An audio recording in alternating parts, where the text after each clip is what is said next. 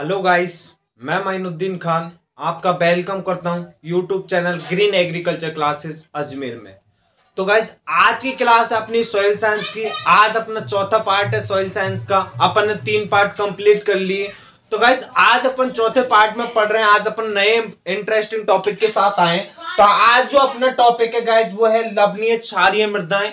लवणीय क्षारीय मृदाएं क्या होती हैं, इनके बारे में आज अपन बात करेंगे। और राजस्थान में कहां लवणीय क्षारीय मृदा पाई जाती है, भारत के अंदर कहां लवणीय क्षारीय मृदा पाई जाती है। तो आज गाइस अपन बात करेंगे लवणीय क्षारीय मृदाओं की। लवणीय क्षारीय मृदा क्या होती है, क्या इनके लिए विद्युत चालकता होती है, इलेक्ट्रिक कैपेसिटी होती है। तो इन सब के बारे में आज अपन इस क्लास में देखेंगे। तो गाइस, वीडियो को देखने से पहले लाइक शेयर व चैनल को सब्सक्राइब जरूर कर लें और बेल आइकन को दबा लें, जिससे कि हमारी नई वीडियो आप तक पहुंच सके। तो गाइस, बढ़ते हैं लवणीय क्षारीय मृदाओं के बारे में। तो बात करता हूं मैं लवणीय मृदाओं की। भारत के बात करते हैं भारत के अंदर, ये अपना जैसे अपन बात करते हैं भारत की, तो अपना पूरा भारत का क्षेत्रफल है। तो भारत के क्षेत्रफल का 86 लाख हेक्टेयर जो क्षेत्रफल है, वो है लवणीय मृदाओं का, लवणीय क्षारीय मृदाओं का। भारत में 86 लाख हेक्टेयर जो क्षेत्रफल है, वो भारत के अंदर लवणीय क्षारीय मृदाओं का है। बात करता हूं मैं राजस्थान की। तो राजस्थान का जो क्षेत्रफल है, वो है 11 लाख। राजस्थान का 11 लाख हेक्टेयर क्षेत्रफल लवणीय क्षारीय मृदाओं का है। तो ये चीज यहां अपने को ध्यान रखनी है कि भारत के अंदर कितना क्षेत्रफल लवणीय क्षारीय मृदाओं का है। तो वह 86 लाख हेक्टेयर जो क्षेत्रफल है, वो लवणीय क्षारीय मृदाओं का है। और राजस्थान के अंदर 11 लाख हेक्टेयर जो क्षेत्रफल है, वो लवणीय क्षारीय मृदाओं का है। बात करता हूं मैं यहां से क्वेश्चन, ऐसी कोई सी एग्जाम नहीं है जहां यहां से क्वेश्चन नहीं आता है। यह एक इंपॉर्टेंट टॉपिक है, तो यहां से एक क्वेश्चन बनने की पॉसिबिलिटी है लवणीय क्षारीय मृदाओं से। तो अपने को एक क्वेश्चन के लिए अच्छी प्रिपरेशन करनी है। मैं बताऊंगा आपको कहां से क्वेश्चन बनेगा, तो वो भी मैं आपको इंपॉर्टेंट यहां पे टॉपिक बता दूंगा, तो आपको पढ़ने पड़ेंगे। तो यहां से ऐसी कंपटीशन एग्जाम कोई भी नहीं है जहां यहां से क्वेश्चन नहीं आता हो। जेट हो, बीएचयू हो, यूपीएससी हो, नीट हो, एंड नाबार्ड हो, जो भी एग्जाम एग्रीकल्चर से रिलेटेड होती है, उन सब के अंदर यहां से एक क्वेश्चन की पॉसिबिलिटी रहती है। तो बात करते हैं, यहां से बात करता हूं मैं तो लवणीय मृदाओं, लवणीय क्षारीय मृदाओं की। तो लवणीय क्षारीय मृदाओं के मैं आपके लिए एक टेबल बनवाता हूं, तो वो टेबल से आपको याद करना है। तो टेबल बना लो। पहला बात करते हैं अपन लवणीय मृदाओं की, पहला बात करते हैं लवणीय मृदाओं की, दूसरा बात करते हैं क्षारीय मृदाओं की, और तीसरा अपन बात करते हैं वो करते हैं लवणीय क्षारीय मृदाओं की, लवणीय क्षारीय मृदा। तो यहां से इस टेबल से ऐसी कोई सी एग्जाम नहीं है जहां क्वेश्चन नहीं बनता हो। तो आपको ये टेबल याद होनी ही चाहिए। इसके अलावा क्वेश्चन यहां से इंपॉर्टेंट है, यहां से क्वेश्चन बनने की पॉसिबिलिटी है। तो बात करता हूं मैं लवणीय मृदाओं की। तो लवणीय मृदाओं की ईसी होती है इलेक्ट्रिक कैपेसिटी, इसको बोलते हैं विद्युत चालकता। तो लवणीय मृदाओं की जो विद्युत चालकता होती है, वो होती है 4 डेसी साइमन पर मीटर, 4 डेसी साइमन पर मीटर से ज्यादा। तो लवणीय मृदाओं की इलेक्ट्रिक कैपेसिटी होती है 4 डेसी साइमन पर मीटर से ज्यादा। लवणीय मृदाओं की जो इलेक्ट्रिक कैपेसिटी है, विद्युत चालकता है, वो होती है। बात करता हूं क्षारीय मृदाओं की इलेक्ट्रिक कैपेसिटी होती है, वो होती है 4 डेसी साइमन पर मीटर से कम। तो क्षारीय मृदाओं की विद्युत चालकता कितनी होती है, वो होती है 4 डेसी साइमन मीटर से कम। बात करता हूं मैं लवणीय क्षारीय मृदाओं की। तो लवणीय क्षारीय मृदाओं की होती है 4 डेसी साइमन मीटर से ज्यादा। बात करता हूं मैं जो लवणीय क्षारीय मृदा होती है, इन दोनों की तुलना में यहां ज्यादा होगी। ये चीज अपने को पता होना चाहिए कि यहां इनकी ज्यादा होगी। अब बात कर लेते हैं इनके लिए पीएच देख लेते हैं, कौन सी मृदा के लिए कितना पीएच होता है। तो बात करता हूं मैं लवणीय मृदाओं के लिए जो पीएच होता है, वो होता है 8.5 पीएच से कम। 8.5 पीएच से कम लवणीय मृदाओं का पीएच होता है।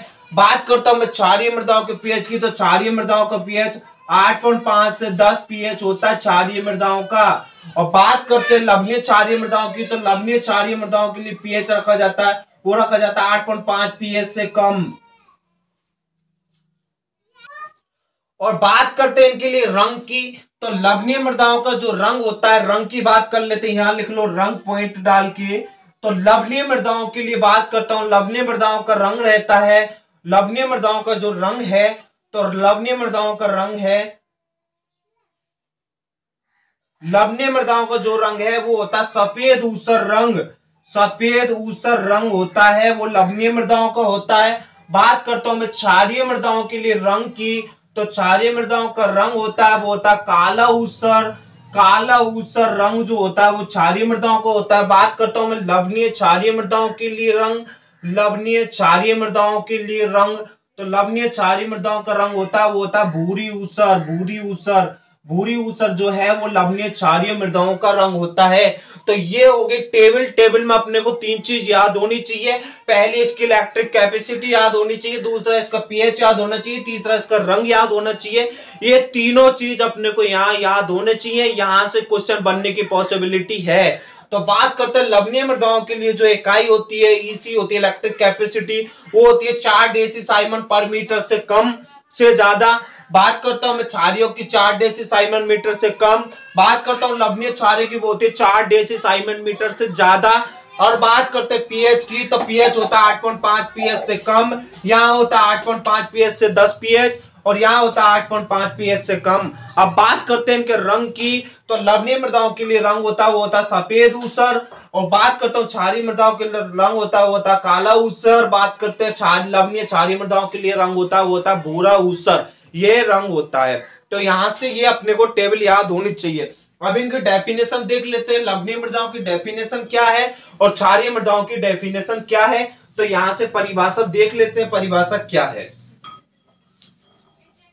यहां से इनकी डेफिनेशन देखते हैं, तो पहला अपन बात करते हैं लवणीय मृदाओं की डेफिनेशन की, लवणीय मृदाओं की परिभाषा की। तो लवणीय मृदा क्या होती है?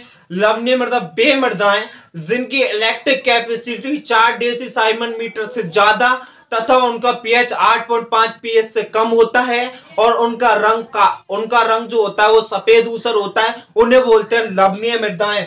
तो लवणीय मृदाओं की बात करता है डेफिनेशन की, तो डेफिनेशन होती है इनकी वह मृदा जिसकी इलेक्ट्रिक कैपेसिटी ईसी होती है 4 डेसीसाइमन मीटर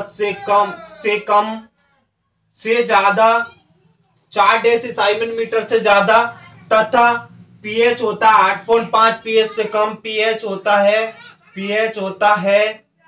वो होता है 8.5 पीएच से कम।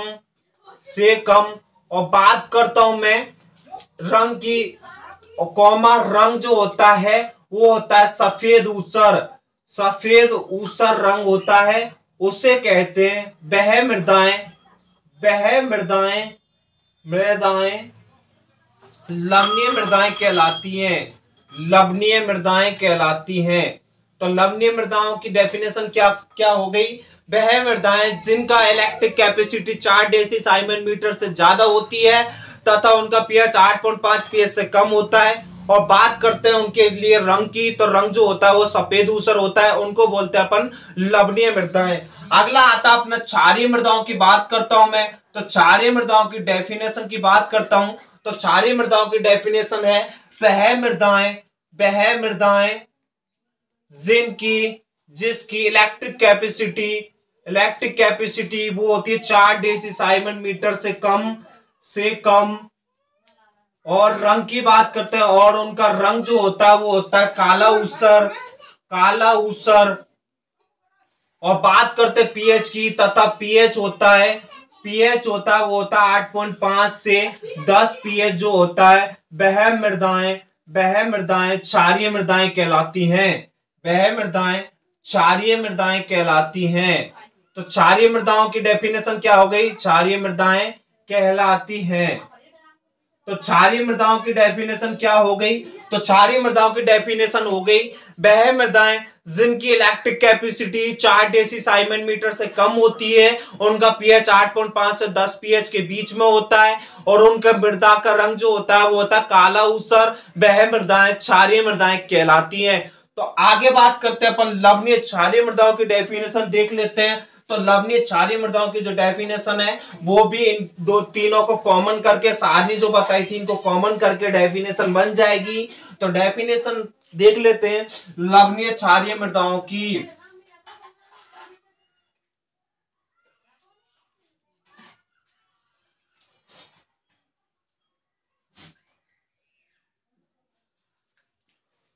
तो बात करता हूं मैं लवणीय क्षारीय मृदाओं की डेफिनेशन की। तो लवणीय क्षारीय मृदाओं की डेफिनेशन होती है वह मृदाएं जिनका पीएच जिनका जिनका पीएच 8.5 से कम 8.5 से कम होता है, तथा बात करते हैं इलेक्ट्रिक कैपेसिटी होती है वो होती है 4 डेसीसाइमन मीटर से कम से ज्यादा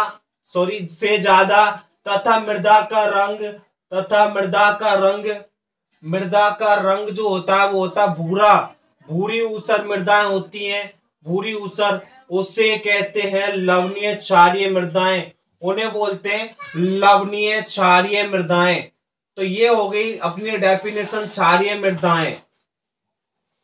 तो अपनी लवणीय क्षारीय मृदाओं की डेफिनेशन हो गई। तो अपन ने तीनों डेफिनेशन कंप्लीट कर लिए।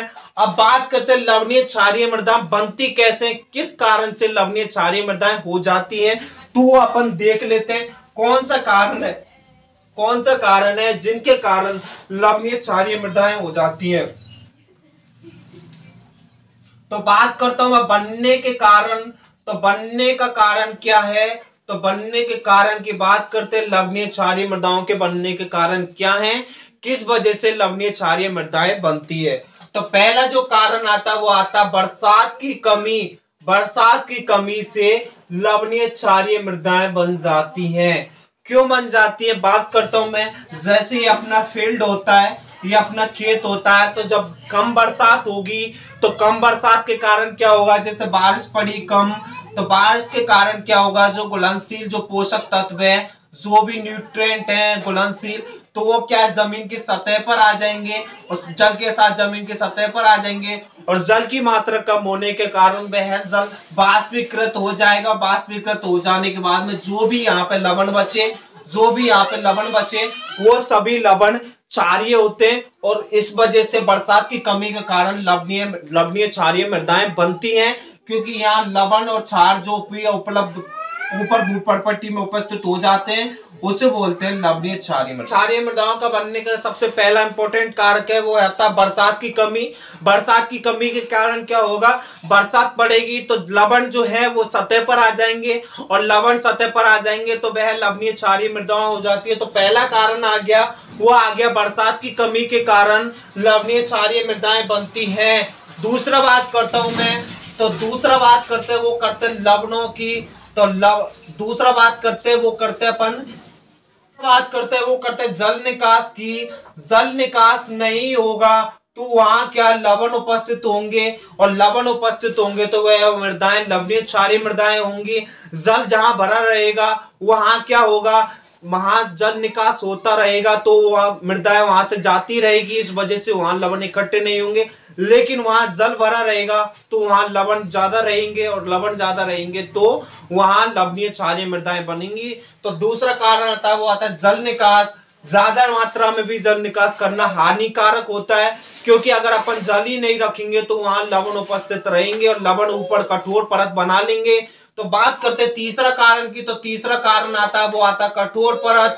कठोर परत के कारण भी लवणीय क्षारीय मृदाएं बन जाती हैं। जैसे कि बात करता हूं मैं, अपन खेत के अंदर फील्ड के अंदर अपन जुताई करते हैं, तो जुताई के कारण अपन 3 से 4 सेंटीमीटर तक नीचे ही जुताई करते हैं, बाकी उसके नीचे जो कठोर परत रहती है वहां तक अपन जुताई नहीं करते। इसके कारण क्या होगा, जब तक वो कठोर परत नहीं टूटेगी, जब तक वहां से लवण नहीं हटेंगे, तो वो मृदाएं भी लवणीय मृदाएं कहलाती हैं। और बात करते हैं चौथे पॉइंट की। तो चौथा पॉइंट होता है वो होता है खारे पानी से सिंचाई करना। खारे पानी से सिंचाई करना।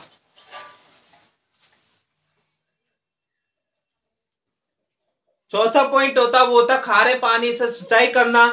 खारे पानी से सिंचाई करने का मतलब है खारे पानी के अंदर लवण उपस्थित होते हैं और लवणों से सिंचाई करते हैं तो वह कठोर पर ऊपर परत बना लेते हैं और उसके कारण क्या होता है लवणीय क्षारीय मृदाएं हो जाती है, क्योंकि परत ऊपर बन जाती है लवणों की, इसके कारण लवणीय क्षारीय मृदाएं हो जाती है। तो ये तो हो गए इसके कारण, बनने के कारण हो गए। और बात करता है ये कारण और बात करते हैं अपन, तो एक कारण आता है पांचवा कारण, वो आता है लवण नाइट्रेट। तो लवणीय उर्वरकों का उपयोग करने से लवणीय उर्वरकों का उपयोग करने से तो लवणीय जो उर्वरक है वो है, जैसे अपन बात करते हैं सोडियम नाइट्रेट की, तो सोडियम जो नाइट्रेट है वो लवणीय उर्वरक है। इनका उपयोग लगातार उपयोग करने से भी लवण जमीन पर जम जाएंगे, इसके कारण लवणीय मृदाएं बन जाएंगी।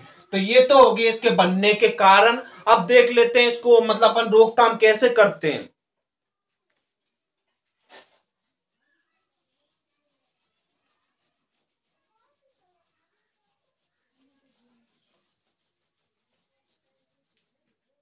तो अपना अगला पॉइंट आता है वो बात करते हैं अपन लवणीय मृदाओं का।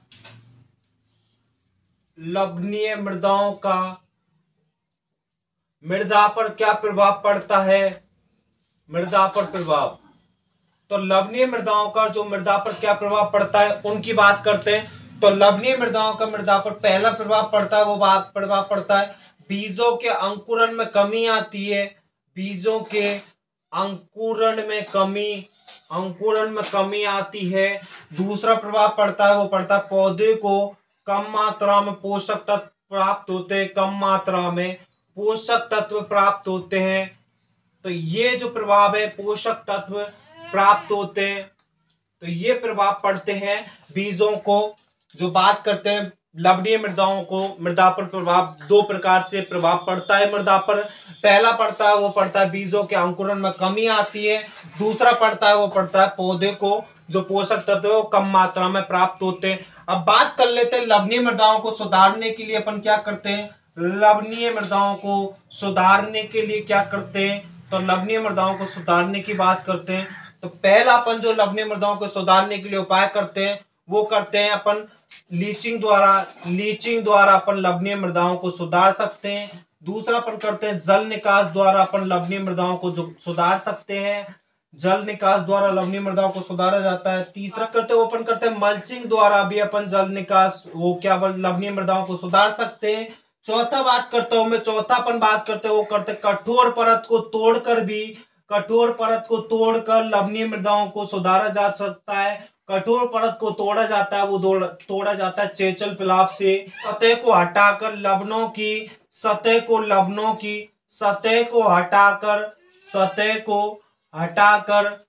हटाकर भी अपन जो है लवणीय मृदाओं को सुधार सकते हैं। तो ये तो हो गए लवणीय मृदाओं को सुधारना और लवणीय मृदाओं पर मृदा पर क्या प्रभाव पड़ता है वो बात हो गई। अब बात कर लेते हैं अपन जो भी लवणीय प्रतिरोधी किस्म है उनके लिए अपन क्या क्या करते हैं, फसलों पर क्या है तो वो अपन देख लेते हैं फसलों पर क्या प्रभाव है। तो फसलों के अंदर अपन देख लेते हैं कि फसलों पे लवणीय मृदाओं के क्या प्रभाव होते हैं और लवणीय मृदाओं के कारण फसलों के अंदर अपन क्या करते हैं। करता हूं मैं तो अगला पॉइंट की बात करता हूं वो करते हैं अपन लवणीय मृदाओं में फसल प्रबंधन की बात करते हैं अपन। फसल प्रबंधन, तो लवणीय मृदाओं में फसल प्रबंधन क्या होता है उसके बारे में अपन देख लेते हैं। तो पहला जो अपन बात करते हैं लवणीय मृदाओं में फसल प्रबंधन की, तो पहला अपन बात करते हैं क्या है लवणीय मृदाओं के अंदर जो फसल के लिए अपन क्या क्या यूज करते हैं। तो लवणीय मृदाओं के लिए अपन फसल के लिए 20 से 25% जो बीज अधिक लेते हैं, 20 से 25% बीज अधिक लेते हैं, जिसके कारण लवणीय मृदाओं में 20 से 25% बीज अधिक लेते हैं। और लवणीय मृदाओं के अंदर जो अपन सिंचाई की विधि अपनाते हैं वो अपनाते हैं अपन बूंद बूंद विधि द्वारा बूंद बूंद विधि द्वारा अपन सिंचाई करते हैं लवणीय मृदाओं में। इसके कारण क्या होगा जो भी लवण रहेंगे वो जो बूंद बूंद विधि का जो पाइप होता है उसके अंदर ही रह जाएंगे। इसके कारण गाइस उसके अंदर लवण नहीं पहुंच पाएंगे। और बात करता हूं मैं बूंद बूंद विधि को जो रुझ जाती है लवणों के कारण, उससे हटाने के लिए अपन ब्लीचिंग पाउडर का उपयोग करते हैं। ये चीज अपने को यहाँ इंपॉर्टेंट रखनी है। बूंद बूंद विधि जो पाइप होता है उसमें लवणों से अगर क्षति वो बंद हो जाती है ड्रिप, उसको हटाने के लिए अपन ब्लीचिंग पाउडर का उपयोग करते हैं। ये चीज यहाँ अपने को पता होना चाहिए। तो बात हो गई सिंचाई की विधि, बूंद बूंद अपनाते हैं। तीसरा बात करते हैं, वो करते हैं किस्मों की। तो लवण प्रतिरोधी किस्मों का उपयोग करके, किस्मों का उपयोग लवण प्रतिरोधी किस्मों का उपयोग करके भी अपन पॉइंट की जो लवणीय मृदाओं के अंदर जो बुवाई करते हैं, लवणीय मृदाओं के अंदर जो बुवाई की जाती है वो की जाती है कुंड तथा खाई विधि के अंदर अपन बुवाई करते हैं। कुंड तथा खाई विधि के अंदर बुवाई करनी चाहिए, विधि के अंदर बुवाई करनी चाहिए। अब बात करता हूं मैं लवण प्रतिरोधी, लवण के लिए संवेदनशील किस्में कौन कौन सी हैं। तो बात करते हैं कुछ इसके लिए पॉइंट्स हैं कि संवेदनशील कौन कौन सी फसलें हैं, अधिक संवेदनशील कौन सी हैं, कम संवेदनशील कौन सी और प्रतिरोधी कौन सी है, वो चीज अपन यहाँ देख लेते हैं कौन कौन सी इसके लिए किस्म है। तो बात करते हैं फसलों की। तो फसल कौन कौन सी है जो अधिक सहन करती हैं। तो बात करते हैं अधिक अधिक लवणों के प्रति सहनशील सहनशील फसलें, लवणों के प्रति सहनशील सहनशील फसल। तो वो है लवणों, अधिक लवणों के प्रति सहनशील है जौ, चुकंदर, कपास और है सरसों। तो ये जो फसलें हैं ये अधिक लवण सहनशील फसलें हैं। अब बात करते हैं मध्यम लवणों के प्रति, मध्यम लवणों के प्रति सहनशील, तो मध्यम लवणों के प्रति सहनशील है वो है बाजरा, धान। तो लवणों के मध्यम लवणों के प्रति सहनशील है वो है बाजरा और धान। अधिक लवणों के जौ, चुकंदर, कपास, सरसों ये सभी अधिक के हैं और बाजरा धान है वो मध्यम लवणों के प्रति सहनशील है। बात करते हैं लवणों के प्रति संवेदनशील किस्में, लवणों के प्रति संवेदनशील किस्में, संवेदनशील फसल, संवेदनशील। तो लवणों के प्रति संवेदनशील फसल कौन सी है, वो है दलहनी फसलें जो है वो लवणों के प्रति संवेदनशील फसलें होती हैं। दलहनी फसलें जो हैं वो सभी लवणों के प्रति संवेदनशील फसलें होती हैं। अब बात कर लेते हैं किस्मों की। तो कौन कौन सी किस्म है जो लवणों के प्रति संवेदनशील है। तो बात करता हूं मैं जौ की। तो जौ के लिए जो किस्म है वो है BL2 और BL2 को अपन बोलते हैं बिलाड़ा 2, BL2 या बिलाड़ा 2 जो किस्म है बिलाड़ा 2। तो ये लवणों के प्रति संवेदनशील है जौ की। बात करता हूं मैं गेहूं की। तो गेहूं की कौन सी किस्म है जो लवणों के प्रति संवेदनशील है वो है खर्चिया 65, खर्चिया 65 और एक है वो है RD 3077। ये तो हो गई गेहूं की किस्म है। जौ की हो गई बिलाड़ा 2, गेहूं की हो गई खर्चिया 65 और RD 3000। धान की, तो धान की कौन सी किस्म है। तो धान की किस्म है वो है लूणश्री या अपन बोलते हैं ट्राई फर्स्ट, लूणश्री या ट्राई फर्स्ट ये है धान की। तो ये अपने को ध्यान क्या रखना है कौन कौन सी किस्में लवणों के प्रति संवेदनशील है। तो पहली हो गई बिलाड़ा 2, गेहूं की हो गई खर्चिया 65 और RD 3077, धान की हो गई लूणश्री और ट्राई फर्स्ट। ये सभी किस्में लवणों के प्रति संवेदनशील होती है। ये जौ की हो गई, गेहूं की हो गई, धान की किस्में जो लवणों के प्रति संवेदनशील है वो ये हो गई। अब अगला अपन पॉइंट बात कर लेते हैं अम्लीय मृदाओं की। अम्लीय मृदाएं क्या होती हैं, उनको किसके द्वारा सुधारा जाता है। तो अम्लीय मृदाओं की अपन बात कर लेते हैं। तो अगला पॉइंट आता अपना अम्लीय मृदाएं। तो अम्लीय मृदाओं की अपन बात, लवणीय क्षारीय मृदा अपन ने देख ली। और लवणीय क्षारीय मृदा कहाँ पाई जाती है। तो भारत की बात करता हूं, पहले अपन यहाँ पॉइंट लिख लो। भारत में लवणीय क्षारीय मृदा,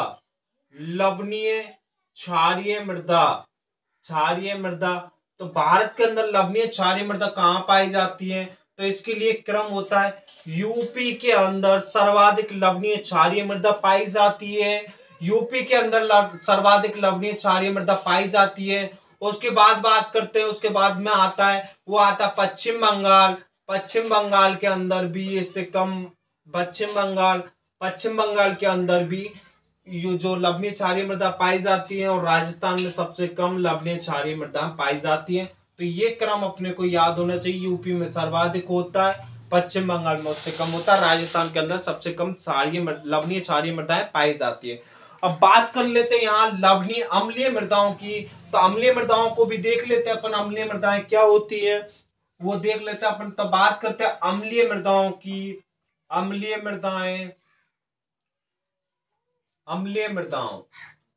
मृदाएं क्या होती है, तो पहले अपन बात करते हैं सुधारने की ट्रिक अपन देख लेते हैं। तो अम्लीय व क्षारीय मृदाओं को सुधारने की ट्रिक है, तो ट्रिक है वो है AC बराबर BG।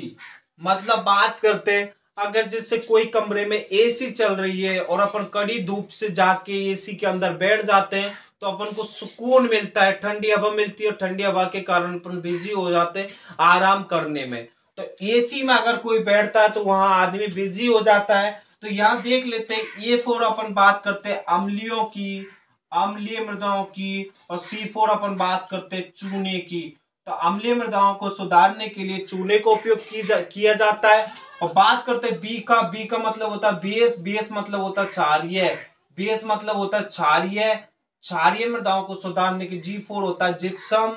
तो क्षारीय मृदाओं को सुधारने के लिए जिप्सम का उपयोग किया जाता है। तो अपन इस ट्रिक से यहाँ ध्यान रख सकते हैं, अम्लीय मृदाओं को सुधारने के लिए किसका उपयोग किया जाता है, अम्लीय मृदाओं को सुधारने के लिए चूने का उपयोग किया जाता है, क्षारीय मृदाओं को सुधारने के लिए जिप्सम का उपयोग किया जाता है। तो यहाँ अपन ट्रिक लिख सकते हैं AC बराबर BG, यहाँ से अपन ट्रिक से याद कर सकते हैं। तो अम्लीय मृदाओं की डेफिनेशन की, तो अम्लीय मृदाएं क्या होती है, वह मृदाएं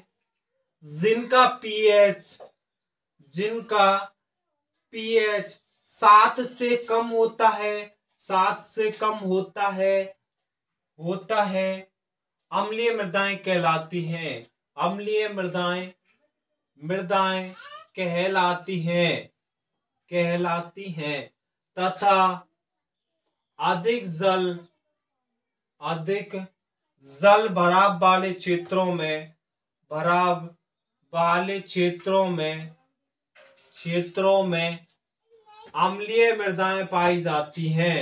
अम्लीय मृदाएं पाई जाती हैं। अधिक जल भराव वाले क्षेत्रों में अम्लीय मृदाएं पाई जाती हैं। अम्लीय मृदा की डेफिनेशन क्या हो गई, वह मृदाएं जिनका pH 7 से कम होता है वह मृदाएं अम्लीय कहलाती हैं तथा अम्लीय मृदाएं जल भराव वाले क्षेत्रों में पाई जाती हैं। यहाँ अपने को यह चीज ध्यान रखनी है। अब बात कर लेते हैं अम्लीय मृदाओं को सुधारने के लिए अपन क्या क्या उपयोग करते हैं। तो सुधारने की बात करते हैं, तो सुधारने के लिए क्या उपयोग किया जाता है अम्लीय मृदाओं को।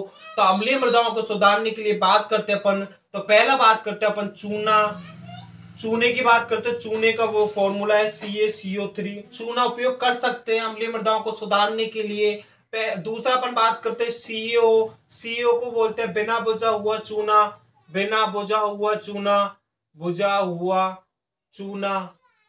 चूने का उपयोग भी अपन कर सकते हैं। तीसरा अपन बात करते हैं CaOH का होल ट्वाइस, इसे बोलते हैं बुझा हुआ चूने का उपयोग भी अपन अम्लीय मृदाओं को सुधारने के लिए कर सकते हैं। एक आता अपना CaCO3.MgCO3, तो इसे बोलते हैं अपन डोलोमाइट का उपयोग भी अपन अम्लीय मृदाओं को सुधारने के लिए करते हैं। तो ये हो गए।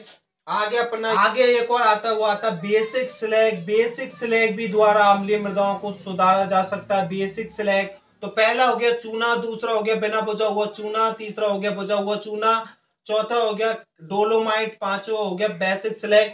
तो इनके द्वारा अपन अम्लीय मृदाओं को सुधार सकते हैं। ये यहाँ अपने को ध्यान रखना, अम्लीय मृदाओं को सुधारने के लिए चूने का उपयोग किया जाता है। और अपने ये ऑप्शन में आने तो इनको भी अपने को याद करना है। मेनली अपने को ये याद करना, अम्लीय मृदाओं को सुधारने के लिए चूने का उपयोग किया जाता है।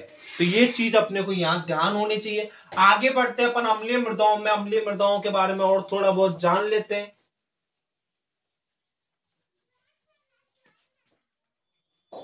अब बात कर लेते हैं अम्लीय मृदाओं के बनने के कारण की बात कर लेते हैं। पहले तो अम्लीय मृदाओं के बनने का कारण, अम्लीय मृदाओं के बनने का कारण क्या होता है। तो अम्लीय मृदाओं के बनने के कारण की बात करता हूं तो पहला होता है अधिक बरसात के कारण अम्लीय मृदाएं बनती हैं। अधिक बरसात के कारण अम्लीय मृदाएं बनती हैं। दूसरा बात करते हैं अम्लीय उर्वरकों का उपयोग करने से, अम्लीय उर्वरकों का उपयोग करने से, उर्वरकों का उपयोग करने से भी अम्लीय मृदाएं हो जाती हैं। तीसरा बात करते हैं अपन अधिक बरसात के कारण अम्लीय उर्वरकों के, बात करते हैं अम्लीय खनिज पदार्थों के कारण, अम्लीय खनिज पदार्थों के कारण, खनिज पदार्थों के कारण। तो अम्लीय खनिज पदार्थ कौन सा है, वो है ग्रेनाइट। ग्रेनाइट के का उपयोग करने से अम्लीय मृदाएं हो जाती हैं। तो ये तो हो गए बनने के कारण। अब देख लेते हैं अम्लीय मृदाओं से होने वाली हानि कौन कौन सी है। तो अम्लीय मृदाओं से कौन कौन सी हानि होती है, वो हानि अपन देख लेते हैं क्या हानि होती है। तो बात करते हैं अम्लीय मृदाओं की बात करते हैं, तो अगर जैसे पीएच होता 5 से कम पीएच होने पर,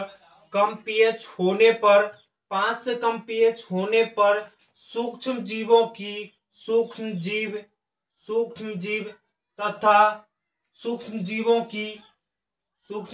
की क्रियाशीलता कम हो जाती है। क्रियाशीलता कम हो जाती है। 5 पीएच कम होने से सूक्ष्म जीव तथा नाइट्रोजन स्थिरीकरण की क्रियाशीलता कम हो जाती है। तो ये तो हो गया पहला हानि। पीएच 5 पर होने से सूक्ष्म जीवों की क्रियाशीलता तथा नाइट्रोजन स्थिरीकरण कम हो जाता है। दूसरा बात करता हूं मैं कैल्शियम तथा Fe की कमी हो जाती है। कैल्शियम तथा मैग्नीशियम की पोषक तत्व की कमी हो जाती है। तो ये सिर्फ इम्पोर्टेंट है, ये हानि है। चौथा बात करते हैं, वो करते हैं Fe तथा एल्यूमिनियम की विषाक्तता बढ़ जाती है। तो ये तो हो गई इससे हानि कौन कौन सी है। पीएच होने पर सूक्ष्मजीवों की क्रियाशीलता कम होती है, नाइट्रोजन स्थिरीकरण कम होता है, कैल्शियम तथा मैग्नीशियम की कमी हो जाती है, और बात करते हैं Fe तथा एल्यूमिनियम की विषाक्तता बढ़ जाती है। तो ये तो होगी हानि। और अम्लीय मृदाओं के अंदर कौन कौन सी फसल बोई जा सकती हैं, वो अपन यहाँ देख लेते हैं। अम्लीय मृदाओं के अंदर कौन कौन सी फसलें बोई जाती हैं। तो अम्लीय मृदाओं के अंदर जो फसलें बोई जाती है वो बोई जाती है धान, चाय, आलू अम्लीय मृदाओं में बोई जाती हैं। अम्लीय मृदाओं में धान, चाय, आलू ये बोई जाती हैं। अब बात कर लेते हैं धान के लिए जो पीएच होता है। धान के लिए जो पीएच होता है वो होता है 4 से 6 पीएच धान के लिए माना जाता है। बात करता हूं मैं गेहूं की, तो गेहूं के लिए जो पीएच माना जाता है वो माना जाता है 7.5 से 8.5 पीएच गेहूं के लिए उपयुक्त माना जाता है। तो ये चीज अपने को यहाँ ध्यान रखनी है। तो गाइस आज की क्लास में अपन ने कंप्लीट कर लिए लवणीय क्षारीय मृदाएं और अम्लीय मृदाएं अपन ने कंप्लीट कर लिए। तो आज का सेशन अपना यहीं पूरा होता है। आगे अपन नई इंटरेस्टिंग कोई लेसन है उसके साथ आएंगे, नई के साथ। तो गाइस आपको जो लेसन लग रहा है कि हमें ये लेसन पढ़ना चाहिए, आप भी गाइस कमेंट कर सकते हैं, कमेंट बॉक्स में कमेंट कर सकते हैं कि सर हमें ये लेसन पढ़ाओ, हम उसको आपको कंटिन्यू करेंगे। आप कमेंट नहीं करोगे तो फिर हम अपने हिसाब से आपको जो हमें इंपॉर्टेंट लगेगा उसको अपन कल से रेगुलर कंटिन्यू करेंगे। तो गाइस वीडियो को ज्यादा से ज्यादा लाइक शेयर व चैनल को सब्सक्राइब जरूर कर लें, और चैनल को सब्सक्राइब करने के बाद बेल आइकन को दबा लें, जिससे कि हमारी हर नई वीडियो आपके पास पहुंचे। तो मिलेंगे अगली क्लास में। ओके।